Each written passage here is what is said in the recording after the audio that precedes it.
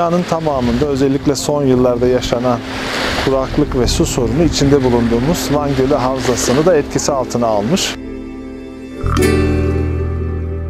Ve bütün raporlar kuraklığın şiddetinin artacağı yönünde. Dolayısıyla su sorunu kaçınılmaz bir şekilde ülkemizin ciddi bir sorunu olarak karşımıza çıkacak.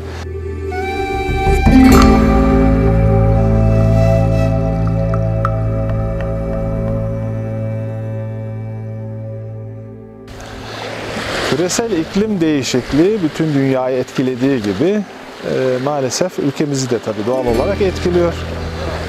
Dünyanın tamamında özellikle son yıllarda yaşanan kuraklık ve su sorunu içinde bulunduğumuz Van Gölü Havzası'nı da etkisi altına almış. Özellikle son 20 yıldır havzada özellikle yağışın şekli, yağışın düşme sıklığı, mevsimler arasındaki geçişi ve zaman aralığı ile ilgili bir takım değişimler ortaya çıkmış. Bunlardan en önemlisi yağışın şekli. Geçmişte kar şeklinde düşen yağışlar bugün büyük oranda yağmur şeklinde düşmeye başladı. Özellikle sonbaharda düşmesi beklenen yağışların önemli bir kısmı kış aylarına ve ilkbahar aylarına kaydı. Ve belki de yağışın zamansal aralığında da bir sorun var. İşte yaklaşık 6 ay, 5 ay aralıksız olmasa da belli aralıklarla düşen yağışlar artık daha da sıkışmış bir zaman aralığı içerisinde düşmeye başladı. Tabii bütün bunlar havza üzerinde ciddi bir baskı oluşturuyor.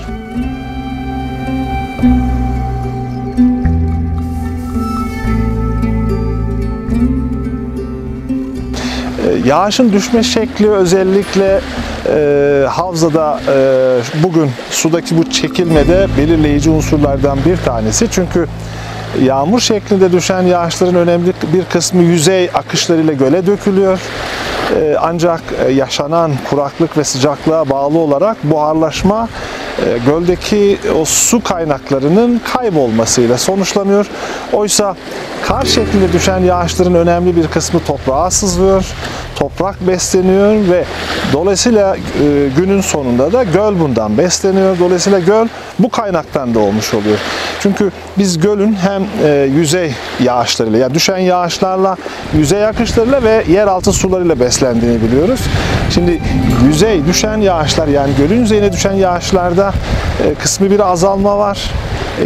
Buharlaşmanın etkisiyle işte akarsuların diğer kaynak sularla beraber taşınan sularda bir azalma var.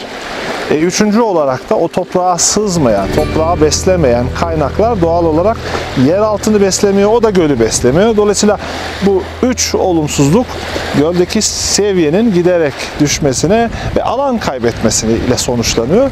Tabii bu süreç maalesef bundan sonra da devam edecek gibi görünüyor. Çünkü işte son açıklanan rakamlar, özellikle dünya ile ilgili rakamlara baktığınızda örneğin Avrupa son 20 yılda geçen 100 yıldan çok daha fazla ısınmış olarak bir tablo ortaya çıkıyor. Aynı durum ülkemiz için de maalesef geçerli.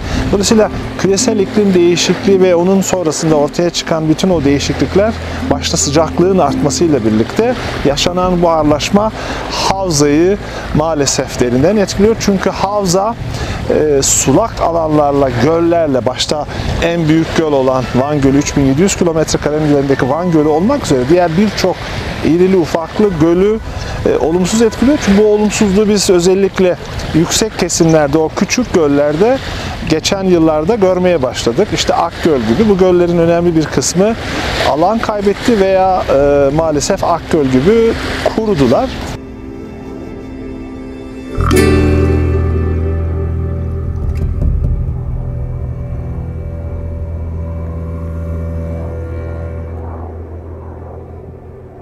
Göller alan kaybetmesi demek şudur: özellikle düşen yağışlar buharlaşmanın etkisi ve taban suyunun da giderek düştüğünü gösteriyor. Çünkü kaynaklar, göller kaynakları beslemiyor.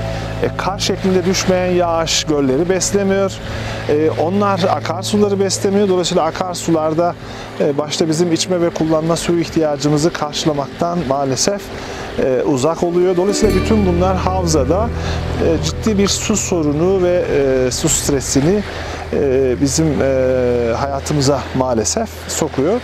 Tabii bu süreç bundan sonra devam edecek mi? Evet, devam edecek. Ülkelerin de, Türkiye'nin de bu anlamda çalışmaları var ve bütün raporlar kuraklığın şiddetinin artacağı yönünde. Dolayısıyla su sorunu kaçınılmaz bir şekilde ülkemizin ciddi bir sorunu olarak karşımıza çıkacak.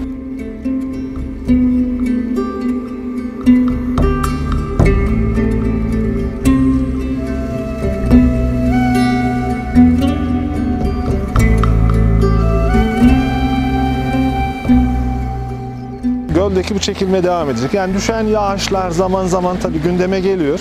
İşte kar şeklinde de düşüyor. Özellikle geçen yıl düşmüştü. Bu yılda yağmur yağışları düştü. Tabii insanlarımız doğal olarak bu yağışların işte gölde bir iyileşmeye, işte temel su ihtiyaçlarını büyük ölçüde karşılayacağına yönelik düşünce içerisinde oluyorlar ama bunun doğrusu uzun vadeli perspektif içerisinde çok bir anlamı yok. Çünkü buharlaşmanın şiddeti düşen yağıştan fazla olduğu sürece göl alan kaybetmeye devam edecek. Sadece göl değil, diğer göllerde, baraj gölleri de hepsi alan kaybedecek. Dolayısıyla bizim yapmamız gereken bu yeni duruma adapte olmak. Yani bu yeni durumu doğru tahlil etmek ve bu anlamda bir havza su yönetim planı oluşturmamız. Uzun perspektifli bir su yönetim planı oluşturmamız gerekiyor. Aksi takdirde gelecekte eğer biz bugünden bunu oluşturmaz, her bir damla suyun burası için anlamını doğru okuyamazsak gelecekte su sorunuyla karşı karşıya kalırız. Kalmamak için bugünden geleceği planlamak, yönetmek durumundayız.